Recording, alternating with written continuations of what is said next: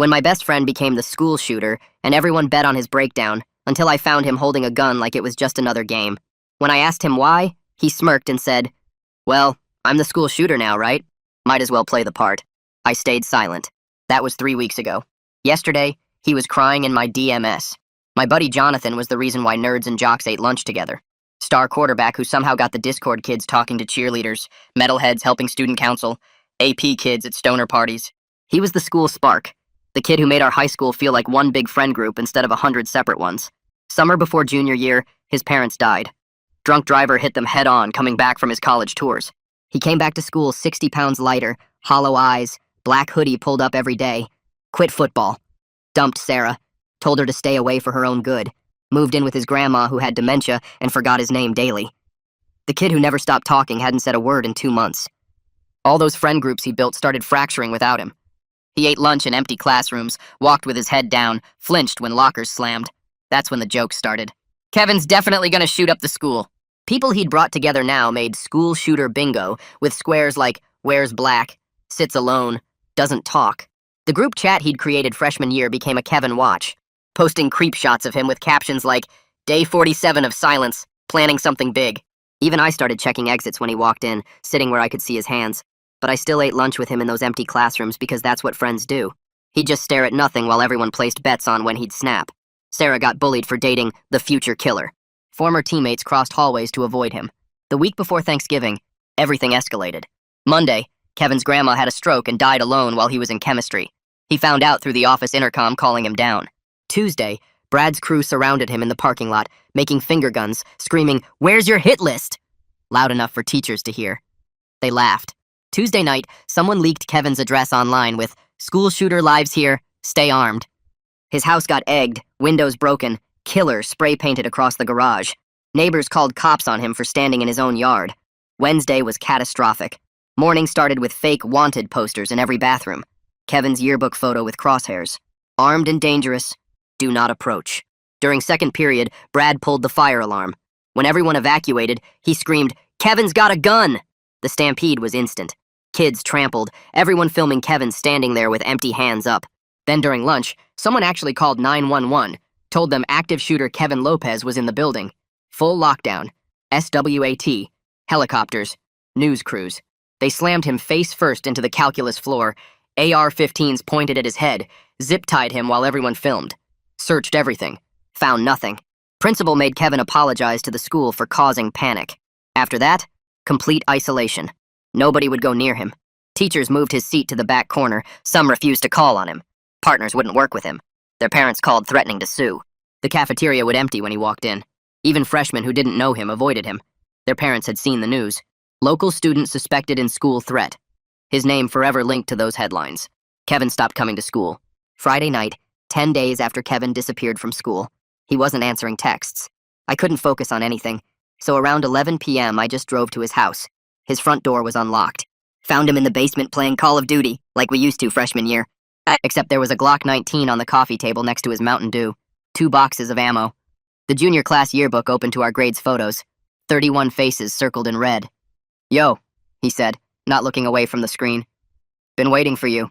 I sat on the old couch, staring at the gun. "Oh, that?" He laughed. Actually laughed. "Well, I'm the school shooter, right? Gotta play the part." Something was completely off. The way he laughed. How casual he was. This wasn't depressed Kevin or angry Kevin. This was something else. I was 16 years old, sitting in my friend's basement, watching him treat a loaded gun like a gaming accessory. He paused the game and grabbed his phone from the couch cushion, scrolling through something before turning the screen toward me. The video was shaky security camera footage from what looked like his front hallway. Timestamp showing last Tuesday at 2 p.m. Brad and 4 other guys from the team kicked in the front door while I watched Jonathan's jaw clench. They went straight upstairs to his parents' bedroom, throwing clothes everywhere, smashing picture frames against the walls. Brad grabbed a can of red spray paint from his backpack and wrote, "Killer," across the wedding photo above the dresser. One of them pissed on the bed. Another dumped out every drawer looking for something. Maybe the gun they thought he had. The video cut to them leaving 20 minutes later with his dad's watch collection and his mom's jewelry box. Jonathan's voice stayed flat when he said the cops told him it was just kids being kids. Boys will be boys. No real harm done. He swiped to another folder on his phone with hundreds of screenshots, photos, videos, every single thing they'd done to him since his parents died. Death threats in his DMs, pictures of him at the grocery store with captions about target practice, recordings of Brad's crew following him home chanting shooter, shooter, shooter. 3 notebooks on the coffee table filled with dates, times, names, everything documented like evidence for a trial that would never happen. My hands were shaking as I flipped through page after page of harassment that nobody had stopped. Jonathan watched me read, then picked up the gun and held it out handle first. Asked if I trusted him. My whole body went cold, but I took it because what else could I do? Feeling how heavy it was, how real, how easy it would be to end someone's life with just one finger movement. He stared at me holding it and said, "Scary, isn't it? Knowing you have that power, knowing you could choose who lives and who dies." I set it down on the table as carefully as possible and told him this wasn't him. This wasn't the Jonathan who brought everyone together, who made our school better. He laughed again, that same wrong laugh, and said that Jonathan died in a car crash with his parents, that the person everyone loved got buried with them, and now there was just whatever this thing was that everyone hated. My eyes caught the family photos covering the walls, his parents smiling at his first football game, at Christmas, at his 16th birthday party just 8 months ago. Jonathan followed my gaze to the one from their last morning together, all 3 of them at breakfast before they left for the MIT campus tour. His voice cracked when he said they were doing it for him, driving 6 hours each way because he wanted to see the engineering program, and if he hadn't begged them to go that weekend, they'd still be alive. The guilt in those words felt like drowning. We sat there in silence until his eyes started closing around 3 a.m., the controller slipping from his hands as he dozed off on the couch. I stayed awake watching him sleep, the gun still sitting there between us on the coffee table like a test I didn't know how to pass. Part of me wanted to take it, hide it, call someone, but I knew that would just prove everyone right about him being dangerous. Another part wondered if maybe they were right. Around 4 a.m., I covered him with the old blanket from the back of the couch and just sat there in the dark trying to figure out what to do. The sunrise came through the basement windows, and I must have dozed off because I woke up to the smell of eggs and bacon.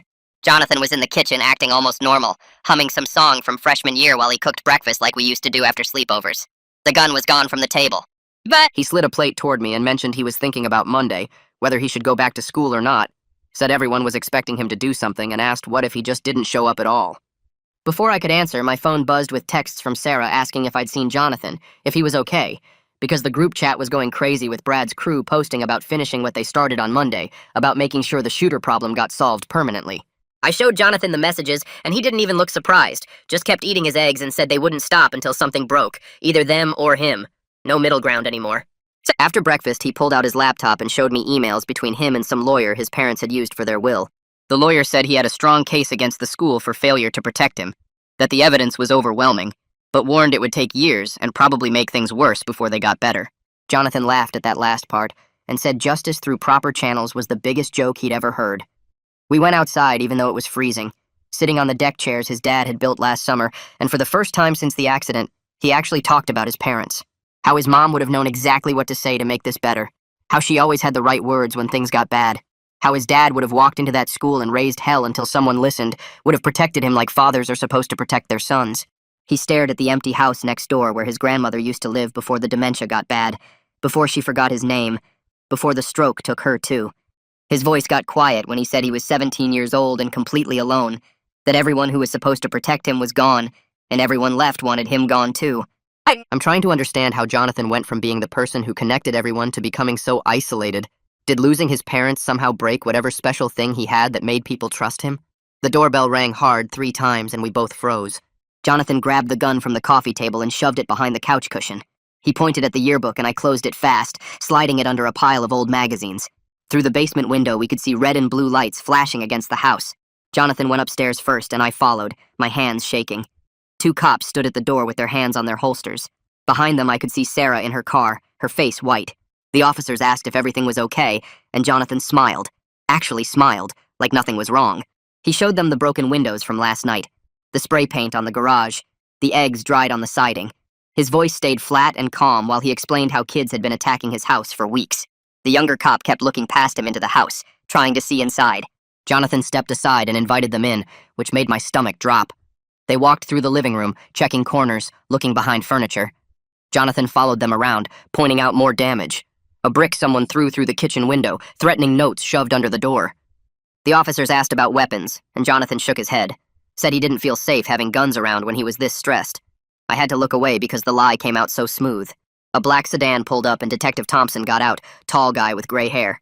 He nodded at the patrol officers and walked straight to Jonathan. Said this was the fourth time he'd been called to this address in 2 weeks. But something about him was different from the other cops. He actually looked at the damage, took pictures of the spray paint, picked up one of the bricks with gloves on. He asked Jonathan to tell him everything from the beginning. While Jonathan talked, the detective wrote in a small notebook, asking real questions, not just going through the motions. After 20 minutes, the patrol officers left, but the detective stayed.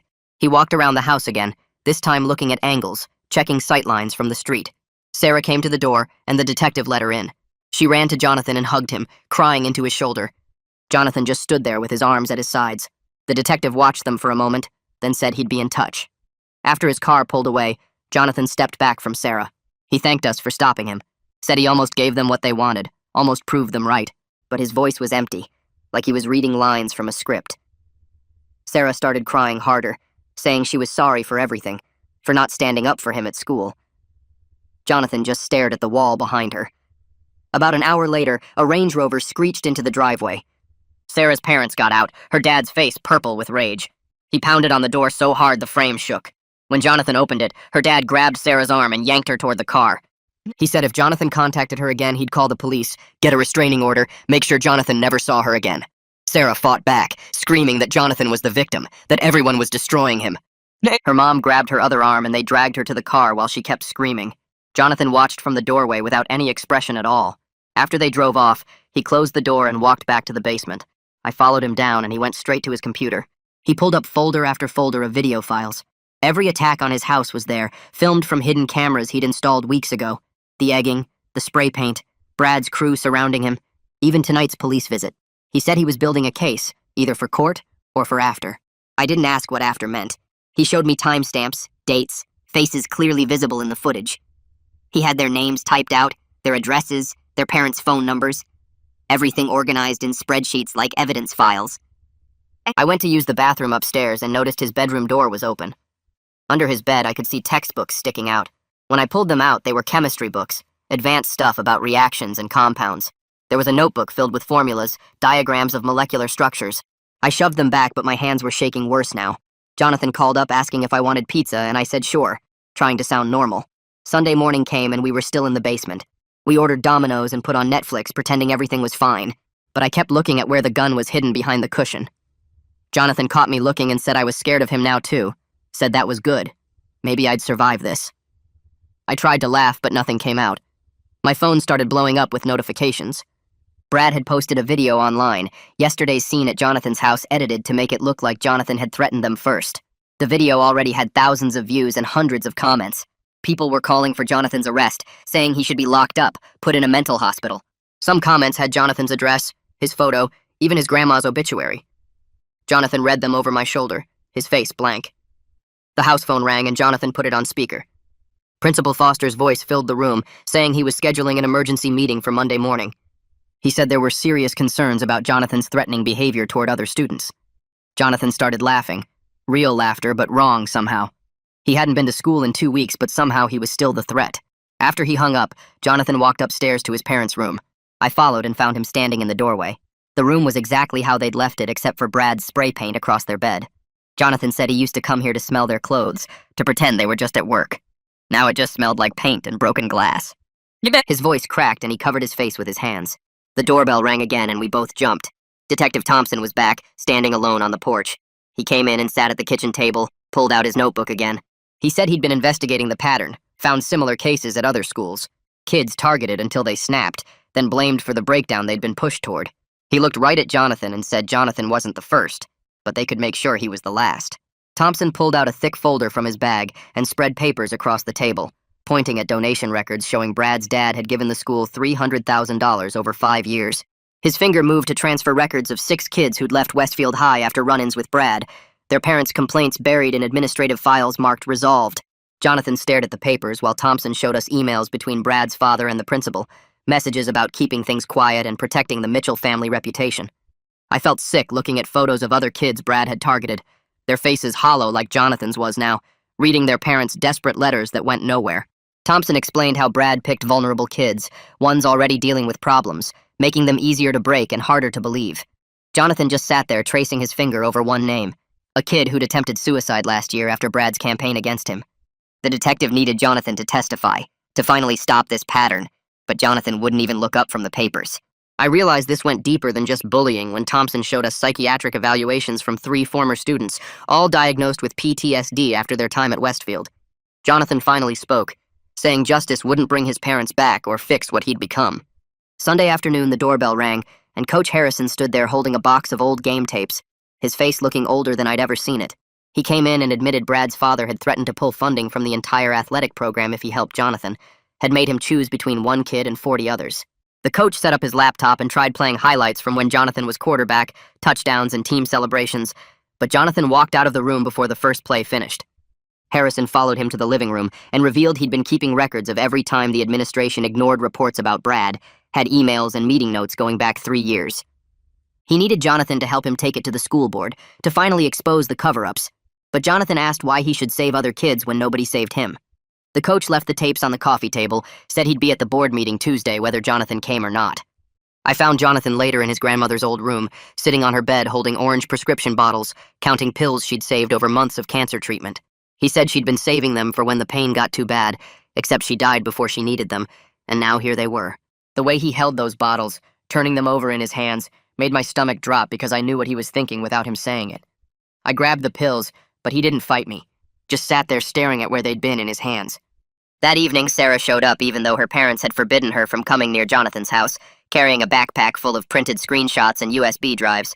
She'd been collecting evidence for weeks, recordings of Brad bragging about driving Jonathan crazy, witness statements from kids too scared to speak up publicly, photos of the vandalism and harassment.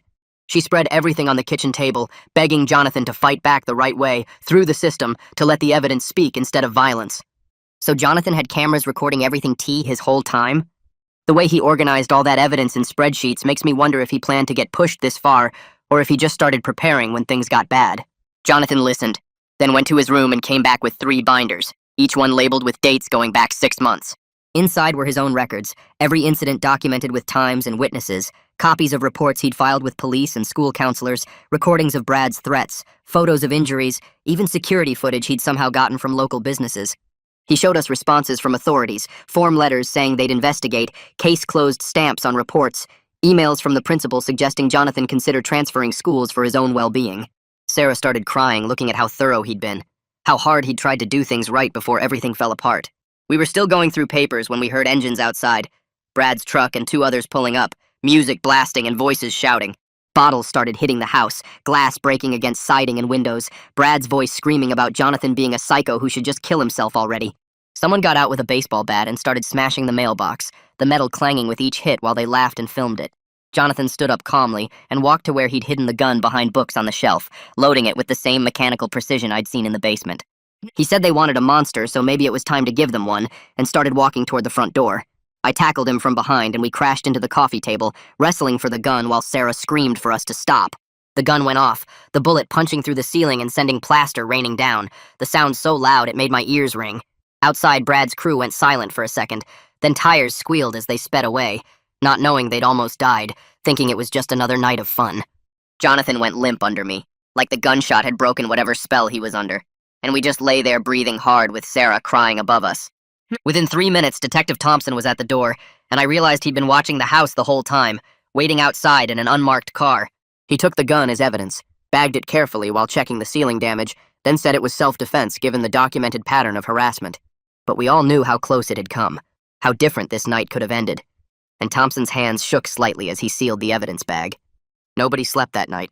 Not me, not Sarah, who'd shown up crying after seeing the videos online, not Jonathan, who just sat there staring at his hands while Detective Thompson took statements and photos of everything. By dawn, we were zombies in Jonathan's kitchen, empty coffee cups everywhere. Sarah's mascara streaked down her face, Jonathan looking smaller than I'd ever seen him, like all the fight had leaked out through that bullet hole in his ceiling. Monday morning came and Jonathan said he wasn't going to school, said it quiet like he was asking permission, and Sarah and I called in sick without even discussing it because there was no way we were leaving him alone. We sat around his kitchen table, trying to figure out what to do next when Jonathan's phone rang and it was the school's automated system saying they were on lockdown. Then Principal Foster's voice came on saying they'd found a hit list in Jonathan's locker and parents were already gathering in the parking lot demanding his arrest. Jonathan hadn't used that locker in 3 weeks, not since the SWAT thing, and I watched his face go completely blank as he realized someone had planted it there. Within 20 minutes, we heard sirens and Detective Thompson was at the door again, but this time with 4 other cops who pushed past him into the house. Jonathan stood up slow, hands visible, told them to search whatever they wanted, almost eager like he wanted them to find something that would end all this.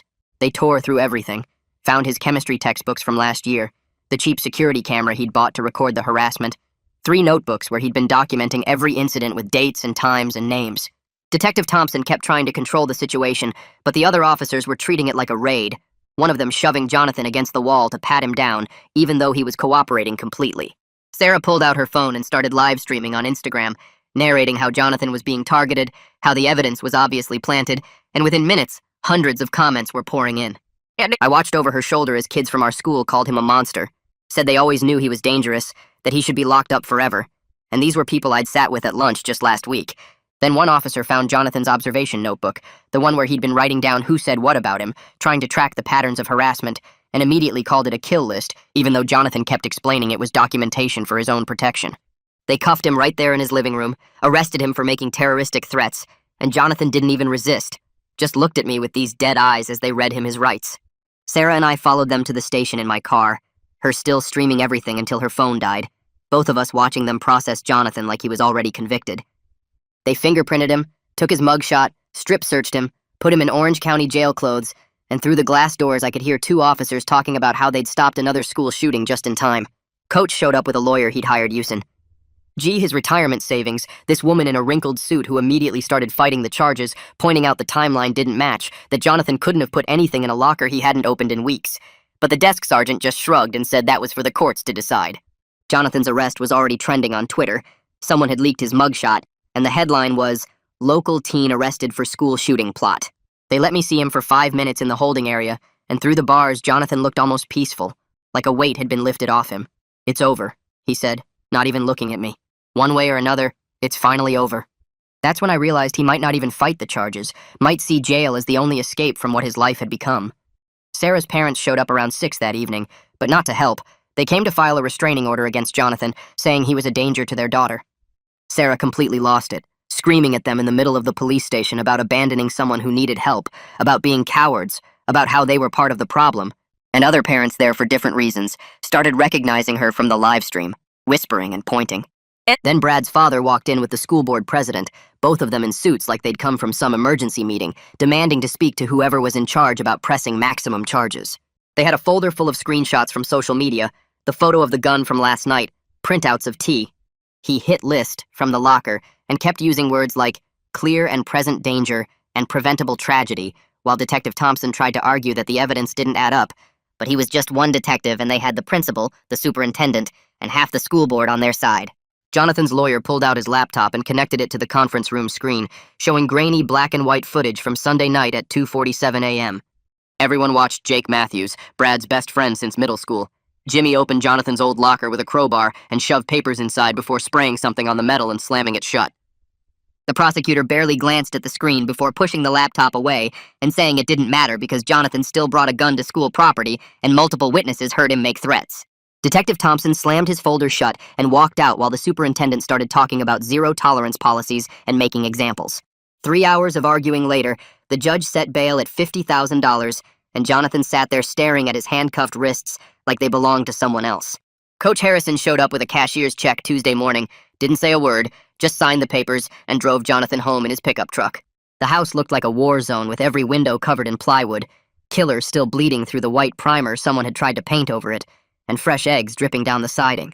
Mrs. Peterson across the street pulled her curtains shut when she saw them pull up, and the Martinez kids who used to ask Jonathan for homework help ran inside when their mom called them.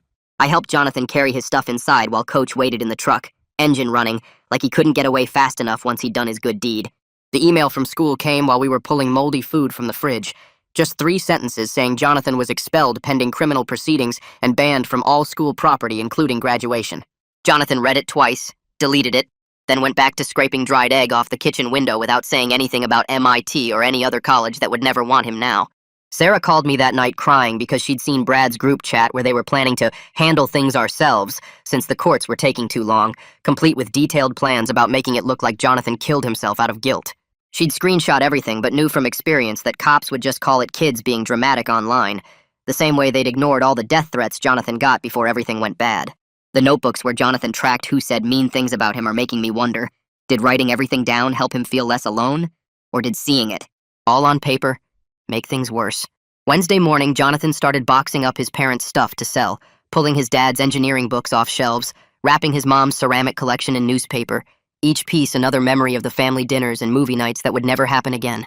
I helped him load boxes without talking, because what was there to say when he was selling his whole life to pay lawyers who probably couldn't save him anyway?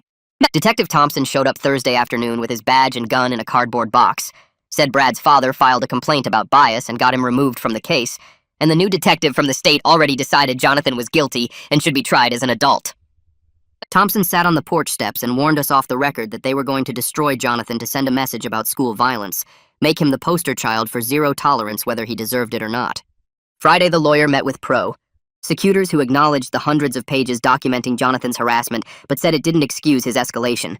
Then offered a plea deal where Jonathan would admit guilt, get 5 years probation, mandatory psychiatric treatment, and be labeled a violent offender for the rest of his life.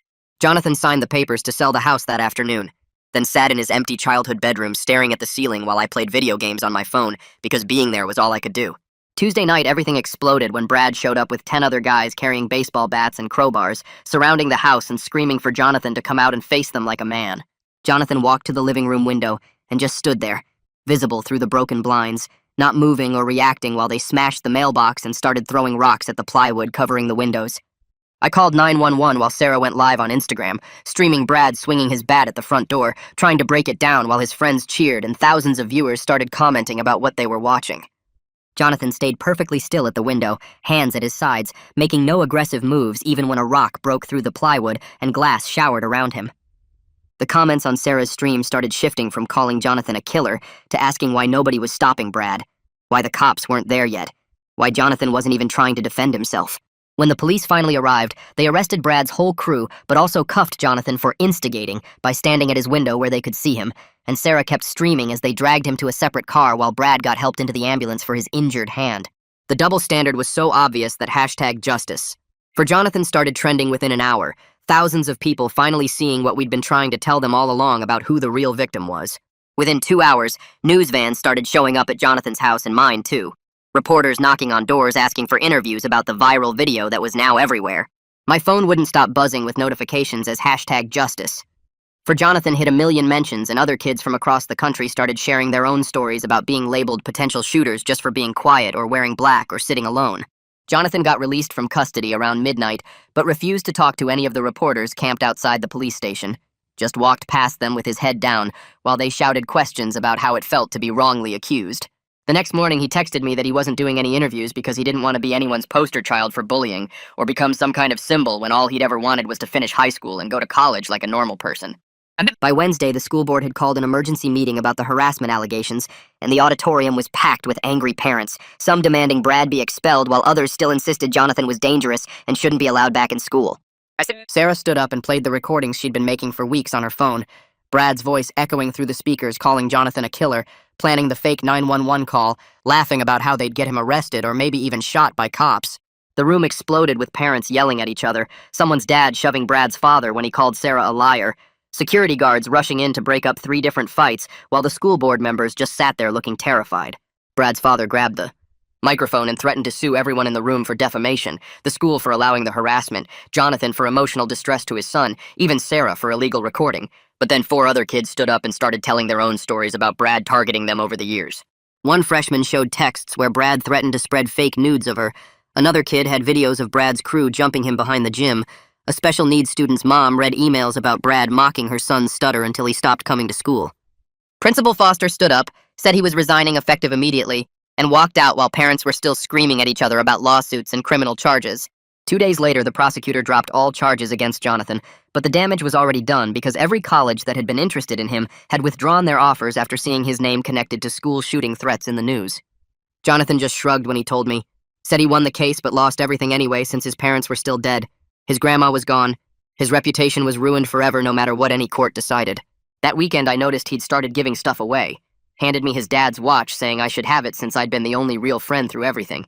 Gave Sarah his mom's jewelry box even though she tried to refuse it. He seemed weirdly calm for the first time in months. Kept saying he was just simplifying his life, getting rid of things he didn't need anymore. But Sarah and I kept looking at each other because something felt really wrong about how peaceful he suddenly was. Monday morning, Brad got arrested at school in front of everyone for conspiracy to commit harassment, making terroristic threats, and felony vandalism for the damage to Jonathan's house. His dad's money and lawyers couldn't stop it this time. Jonathan didn't even smile when I told him, just said Brad would get community service or maybe probation at worst. His life would keep going while Jonathan's was already over no matter what happened in court. Thursday afternoon, Coach Harrison pulled Jonathan aside after school and offered him a job helping coach the JV team, trying to give him something to focus on, some kind of purpose to help him move forward. Jonathan showed up to one practice, but I watched parents literally grab their kids and pull them away when they saw him. Heard them whispering about him being the kid with the gun from the news. Saw how the players kept glancing at him with fear, even though he was just holding a clipboard. He left without telling anyone. Just walked off the field and texted Coach later that he understood why it wouldn't work out. That night, Sarah came to his house and told him she loved him, had always loved him, didn't care what anyone thought or said about him, wanted to be with him no matter what. Jonathan told her that was exactly why he couldn't be with her. Wouldn't drag her down into the mess his life had become. Said she had a future ahead of her while he was just trying to survive each day without completely falling apart. Detective Thompson wasn't even on the case anymore, but he called me privately the next morning. Said he'd seen this pattern too many times before, and Jonathan needed psychiatric help immediately. Not because he was violent, but because he was showing every sign of being suicidal. He said when kids like Jonathan finish fighting their battles, when there's no enemy left to focus on, no case to win, no one left to prove wrong, that's when they turn all that pain inward and do something permanent. Friday morning, I drove straight to Jonathan's house after Thompson's call kept me up all night and found the front door wide open with his phone on the kitchen counter next to a note that just said, "Going to find peace." And my hands started shaking. I called Sarah and Thompson while running back to my car, and we all met at the only place that made sense, Westfield Cemetery, where his parents were buried. We found him sitting between their headstones with a bottle of pills in his hand, the ones his grandma had saved up before she died. He looked up when he heard us coming and said he was just so tired of fighting and hurting and being the monster everyone thought he was.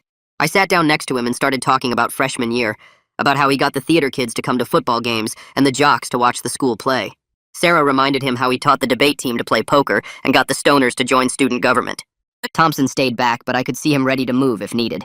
I told Jonathan that Brad might have won the battle, but Jonathan had already won the war because he exposed everything, made people see what really happens when you push someone too far. His parents would be proud that he survived all this, that he didn't become what they tried to make him. That's when something finally broke inside him, like a dam bursting after months of holding everything back. He dropped the pills and started sobbing, real ugly crying like I'd never seen from anyone, his whole body shaking as months of grief poured out. Sarah and I held him while he cried about his parents, his grandma, how he couldn't remember what his mom's laugh sounded like anymore. How did Thompson know exactly what was happening with Jonathan when he wasn't even on the case anymore? The way he recognized that pattern about kids turning pain inward after winning their battles is really specific. We sat there for 4 hours as he talked about everything he'd been holding inside, how he didn't know who he was without them, how the house still smelled like his dad's cologne. Thompson eventually called for help, and Jonathan went voluntarily, no cops or drama, just a quiet ride to Riverside Psychiatric. 2 weeks later, when I visited him there, he'd gained 15 pounds back and actually smiled when he saw me. Sarah came every day after school and even brought his old guitar, which he started playing again. The hollow look in his eyes was fading, replaced by something tired but determined. Brad's trial started 3 weeks after that, and Jonathan testified through video link from the facility, calmly describing every single thing Brad had done. Brad's lawyer tried to make Jonathan look dangerous, but the prosecutor had all our videos, all the evidence, and the jury saw exactly what happened. Other kids testified about Brad's harassment campaigns, how he'd pick targets and destroy them for fun. Teachers admitted they saw the bullying but thought it was just boys being boys until it got dangerous. The school board got sued by 4 different families, and suddenly everyone wanted to fix things. Brad got convicted on multiple charges, including harassment, conspiracy, false reporting, and cyberbullying. Judge sentenced him to juvenile detention until 18 plus 5 years probation after. His dad's construction company lost all its school contracts, and Brad's college recruitment letters disappeared overnight. Jonathan watched the verdict on the facility TV and just said it didn't bring his parents back or undo anything. The school rushed to implement new policies, mandatory counseling, anti-bullying programs, and they even wanted to name it after Jonathan's parents. He refused to go to the dedication ceremony and told them they were using his parents' death to cover their failure. After 30 days of treatment, diagnosed with complex PTSD and severe depression but stable enough to leave, Jonathan moved in with Coach Harrison, who'd gotten emergency guardianship. The house where 3 generations of his family had lived went up for sale because he couldn't stand being there anymore. Sarah's parents showed up at Coach's house 2 weeks later with a box of store-bought cookies and faces full of shame. They stood on the porch, shifting their weight, while Sarah's mom kept saying how wrong they'd been about everything. how they wanted to help with legal fees if Jonathan needed anything. Jonathan listened from the doorway without inviting them in, arms crossed, and when they finished, he just nodded and said, "Trust doesn't come back that easy, but maybe someday." The next morning, I helped him fill out online school applications at Coach's kitchen table, both of us knowing MIT was gone forever, but the local community college had a decent program that would let him start fresh. His therapist came twice a week to Coach's house, this older woman who didn't push too hard, but got him talking about stuff he'd kept locked up since his parents died. Recovery wasn't some straight line either. Some days he'd be almost like his old self, and then something small would trigger him and he'd shut down for hours. 3 weeks after the apology, Jonathan went back to school once to clean out his locker while classes were in session. Kids stared through classroom door windows, and a few came out to say they were sorry, that they'd been wrong, but Jonathan just grabbed his stuff without looking at anyone and told them it was too little too late. Detective Thompson met us in the parking lot afterward with paperwork showing he'd gotten Jonathan's arrest record expunged so it wouldn't follow him to job applications or college transfers. He mentioned this support group for trauma survivors that met at the community center on Thursdays, and Jonathan actually wrote down the information, which was huge, considering he'd refused any group stuff before. Spring came slowly that year, and by March, 3 months after that night in the basement, Jonathan had started online classes at the community college and gotten a part-time job at this used bookstore downtown where nobody knew his story. He wasn't the same person who used to unite the whole school, but he wasn't that hollow shell either, just someone different trying to figure out who he was now. Tyler and Sarah became these constant presences without being pushy about it, showing up for movie nights at Coach's house where Jonathan would sometimes even pick what they watched. He was learning to carry the grief instead of drowning in it, his therapist said, which sounded about right to me. Mother's Day hit different that year when Jonathan asked if I'd drive him to the cemetery, first time he'd been since the funerals. He brought flowers for all 3 graves, his parents and his grandma, and stood there for almost an hour talking to them about his progress, his struggles, how he was trying to honor them by not giving up.